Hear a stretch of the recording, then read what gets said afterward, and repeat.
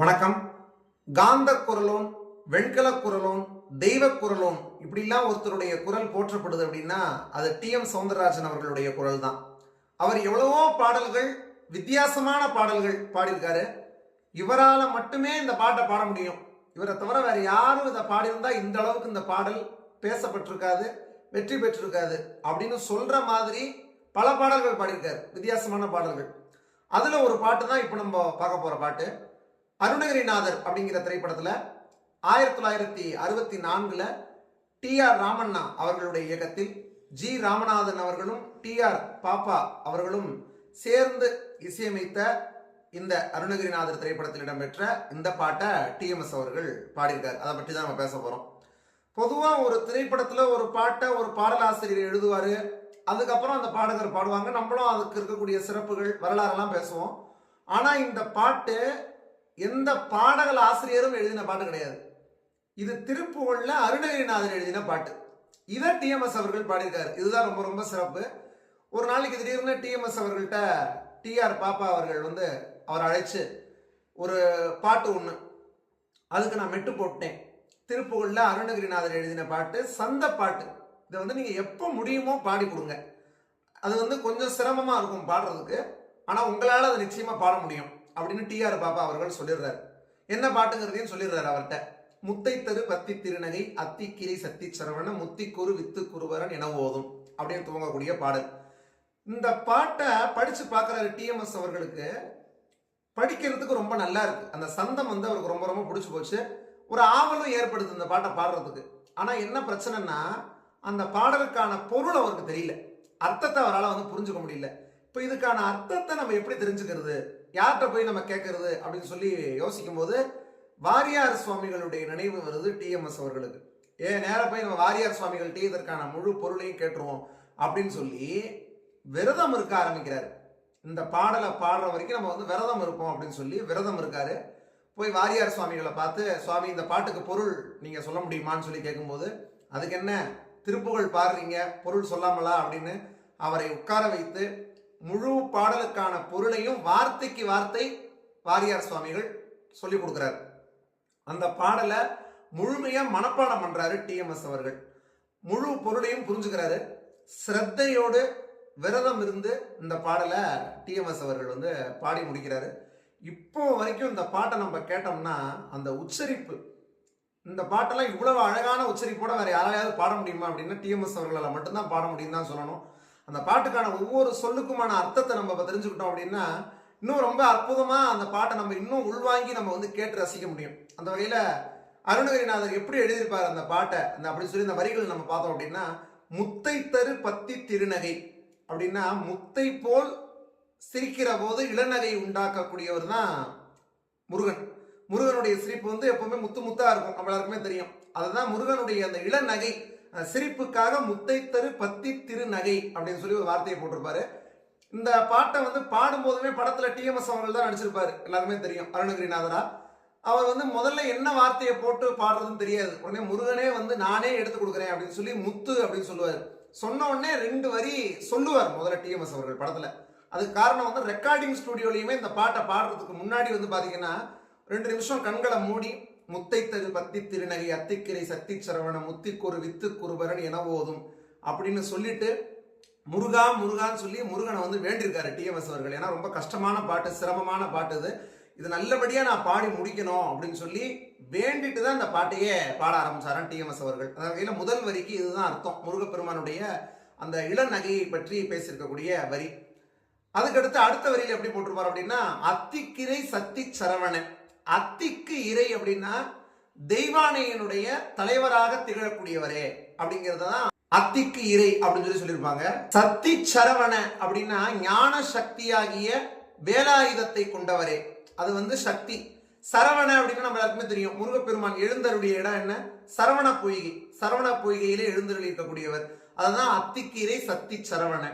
முத்திக்குரு with குருபரன் என ஓதும் அப்படின்னா, குருபரன் என ஓதும் அப்படின்னா பெரிய குருமூர்த்தியே என்று எல்லோரும் துதிக்கக்கூடிய மோட்ச வீட்டிற்கு ஒப்பற்ற மூலமாக இருப்பவரே. ஒரு மனிதனுக்கு வந்து முக்தி கிடைக்கணும் அப்படின்னா முருகப்பெருமான வேண்டினா போதும், வீடு பேரு அப்படிங்கிறது கிடைக்கும். முக்கட்பரமர்க்கு சுருதியின் முற்பட்டது கற்பித்து அப்படின்னா, முக்கட்பரமர்க்கு அதாவது 3 கண்களை உடைய பரமனுக்கு சிவபெருமானுக்கு சுருதியின் முற்பட்டது, வேதங்களுக்கெல்லாம் முதன்மையானதாக இருக்கக்கூடிய ஓம் என்கிற தனி மந்திரத்தை கற்பித்து உபதேசித்து, 3 விழிகளை உடைய சிவபெருமானுக்கு ஓம்ங்கிற பிரணவ மந்திரத்தை உபதேசிச்சவர் வந்து முருகன் தான். அதை சொல்றாரு அந்த இடத்துல கற்பித்து. இருவரும் 30 வர்க்க தமரரும் அடிபேன. இருவரும் அப்படின்னா பிரம்ம விஷ்ணுக்கள், இவர்கள் 2 பேரையும் சொல்றாங்க. 30 வர்க்க தமரரும் அடிபேன, 30 முக்கோடி தேவர்களும் திருவடியை வணங்கவும்.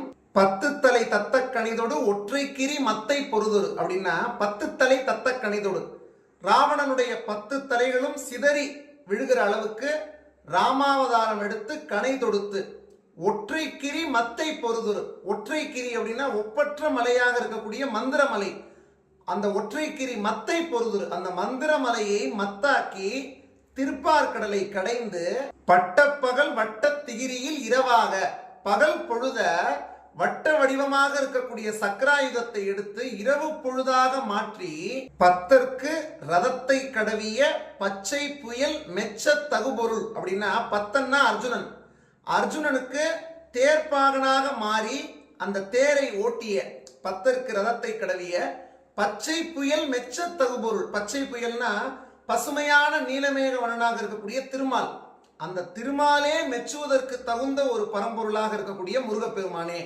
அப்படின்னு இவ்வளவு விஷயங்களை சொல்லி முருகப்பெருமான சொல்றாரு இந்த இடத்துல. பரம்பொருளே பச்சை புயல் மெச்ச தகுபொருள் அப்படிங்கிற இடத்துல வந்து சொல்றாரு. பட்சத்தோடு ரட்சி தருவதும் ஒரு நாளே, அப்படிப்பட்ட பரம்பொருளா இருக்கக்கூடிய முருகப்பெருமானாகிய நீ அன்போடு என்னை காப்பாற்றி ரட்சித்து அருளக்கூடிய ஒரு நாள் வந்து உலகோ இருக்கா? எப்ப நீ வந்து அப்படி நான் காப்பாற்றுவ? நீ வந்து நான் காப்பாற்றணும், நீ தான் நான் காப்பாற்றணும் அப்படின்னு சொல்லி முருகப்பெருமானுடைய திருவடியை வந்து வணங்குற மாதிரி இந்த இடத்துல வந்து அருணகிரிநாதர் வந்து எழுதுறாரு. தித்தித்தைய ஒத்த பரிபுர அப்படின்னா, தித்தித்தைய ஒத்த அப்படின்னா தித்தித்தைய எனும் ஒலிக்கு இசைந்த, பரிபுர அப்படின்னா சிலம்புகள் அணிந்த, பரிபுர நிறுத்தப்பதம் வைத்து சிலம்புகள் அணிந்து நடனம் செய்கின்ற திருவடிகளை வைத்து, பைரவி திக்கொக்க நடிக்க காளிகள் திசைகளில் பொருந்துமாறு ஆடவும், கழுகோடு கழுதாட அதாவது கழுகுகளோடு பேய்கள் சேர்ந்து ஒரு புறம் ஆடவும், திக்குப்பரி அட்ட பைரவர் 8 திக்குகளில் இருந்து அதாவது 8 திசைகளில் இருந்து உலகங்களை தாங்கக்கூடிய பைரவர் எண்மரும், அதாவது பைரவர் அப்படின்னு சொல்லக்கூடிய 8 பேரும் தொக்கு தொகு தொக்கு தொகு தொகு அப்படிங்கிற ஓசையை கூறியபடியே கொத்துப்பறை கொட்ட களமிசை, களம் இசை போர்க்களத்தில் கொத்துப்பறை கொட்ட பற்பல பறை வாத்தியங்களை முழங்கவும், எங்க போர்க்களத்துல முழக்கவும், குக்கு குகு குக்கு குகு குகு அப்படிங்கிற ஓசையோடு குத்தி புதை புக்கு பிடியன முது கூகை அப்படின்னா, நீ அசுரர்களை கொல்லும் போதெல்லாம் அந்த கூகை அப்படின்னா கோட்டான், நீ அசுரர்களை கொல்லுகிற போது அந்த கோட்டான்கள் எல்லாம் அப்படியே வட்டமாக சுழன்று உன்னை பார்த்து அந்த அசுரர்களை வந்து நல்லா குத்து, அப்படியே கொன்னு வந்து புதைச்சிரு அப்படின்னு சொல்லி உன்னை சுற்றி அப்படியே வட்டமா அந்த கோட்டான்கள்லாம் சுற்றி வந்து சொல்லிக்கிட்டே இருக்கும். கொட்புற்று எழ அப்படி சுற்றி அந்த கோட்டான்கள் எல்லாம் மேல எழுந்து அப்படியே போயிட்டே இருக்கும். அந்த அளவுக்கு நீ வந்து அசுரர்களை கொல்லக்கூடிய அந்த காட்சி வந்து இருக்கும் முருகப்பெருமானே அப்படின்னு அருணகிரிநாதர் சொல்றாரு இந்த இடத்துல. நட்பற்ற அவுணரை வெட்டி பலியிட்டு, தேவர்களிடத்தில் நட்பு கொள்ளாத அந்த அசுரர்களை வந்து கொன்று பறி கொடுத்து வெட்டி பலியிட்டு, குலகிரி குத்துப்பட, குலகிரி அப்படின்னா கிரௌஞ்சமலை, அதாவது அசுரர் குலத்திற்கு ஈந்து நின்ற அந்த கிரௌஞ்சமலை குத்துப்பட்டு அழிந்து போகும்படி ஒத்து புறவல பெருமாளே, அறமார்க்கத்திற்கு பொருந்தி நின்று போர் செய்யக்கூடிய பெருமையில் சிறந்தவராகிய முருகப்பெருமானே, ஒத்து புறவல பெருமானே அப்படின்னு சொல்லி இந்த இடத்த சொல்றாரு அருணகிரிநாதர். அப்போ இந்த பாட்டுல ஒவ்வொரு வார்த்தைக்கும் எவ்வளவு ஒரு பொருளை வச்சு அருணகிரிநாதர் எழுதியிருக்காரு அப்படிங்கிறது இந்த பொருளை வந்து நம்ம கேட்கும் போது நல்லாவே நமக்கு புரியுது. இது எல்லாத்தையும் வாரியார் சுவாமிகள் அவர்கள் வந்து டிஎம்எஸ் அவர்களுக்கு விளக்கி அதற்கு பிறகு ரொம்ப இந்த பாடலை வந்து மனப்பாடம் பண்ணி உதட்டிலேருந்து பாடலை டிஎம்எஸ் அவர்கள் இந்த பாட்டை உள்ளத்திலேருந்து பாடியிருக்காரு. அதனாலதான் இப்போ வரைக்கும் இந்த பாட்டு நம்முடைய மனதில் நீங்காத ஒரு இடம் பிடிச்சிருக்கு. அது டிஎம்எஸ் அவர்களுடைய உச்சரிப்பா இருக்கட்டும், இசையமைப்பாளர்கள் கொடுத்த அந்த அற்புதமான இசை, அதை காட்சி வடிவமா பார்க்கிற போது கூட டிஎம்எஸ் அவர்களுடைய நடிப்பு, அந்த அருணகிரிநாதருக்கு அவர் தான், வேற யாரும் அவ்வளவு கச்சிதமா பொருந்துற மாதிரி நடிக்கவே முடியாது. அவ்வளவு அற்புதமா டிஎம்எஸ் அவர்களுடைய நடிப்பும் அந்த திரைப்படத்துல இருக்கும். இந்த பாட்டுக்கான நடிப்பும் அவ்வளவு அற்புதமா இருக்கும். முருகப்பெருமானுக்குன்னா ஒரு குரல்னா, படைக்கப்பட்ட குரல்னா டிஎம்எஸ் அவர்களுடைய குரல் தான். அவரே அவ்வளவு முருகன் பாடல்களுக்கு இசையமைச்சிருக்காரு, இசையமைச்சு பாடியிருக்காரு. உள்ளம் முருகுதையா, அழகென்ற சொல்லுக்கு முருகா, மன்னா நாளும் திருச்செந்தூரில் மன்னாவேன்னு எவ்வளவோ பாட்டு. அதுல இந்த பாட்டு அதை நம்ம அருணகிரிநாதர் திரைப்படத்தில் டிஆர் பாப்பா அவர்கள், ஜி ராமநாதன் அவர்கள் இவங்கெல்லாம் சேர்ந்து டிஎம்எஸ் அவர்கள் இந்த பாட்டை பாடி அருணகிரிநாதன் அவர்களுடைய எழுத்துல கேட்கிற போது எப்பேற்பட்ட துன்பங்கள் இருந்தாலும் அது எல்லாத்தையுமே களைய செய்யக்கூடிய ஒரு அற்புதமான ஒரு முருகனுடைய பாட்டு. இந்த பாட்டை நீங்களும் கேளுங்கள், பக்தியில் மூழ்கி திளையுங்கள் என்று சொல்லி இந்த அற்புதமான பாடலை பற்றி பேசுவதற்கு நமக்கு ஒரு வாய்ப்பு கிடைச்சதுக்கு நமக்கு ஒரு மிகப்பெரிய புண்ணியம். நீங்களும் இந்த வீடியோ குறித்த உங்களுடைய கருத்துக்களையும் கீழே கமெண்ட்ஸ்ல சொல்லுங்க. இது மாதிரி பல்வேறு பாடல்கள், தகவல்கள் குறித்து நம்ம சேனலை தொடர்ந்து பேசுவோம். எல்லாத்தையும் தொடர்ந்து பார்க்க நம்ம சேனலோடு இணைந்திருங்கள். நன்றி.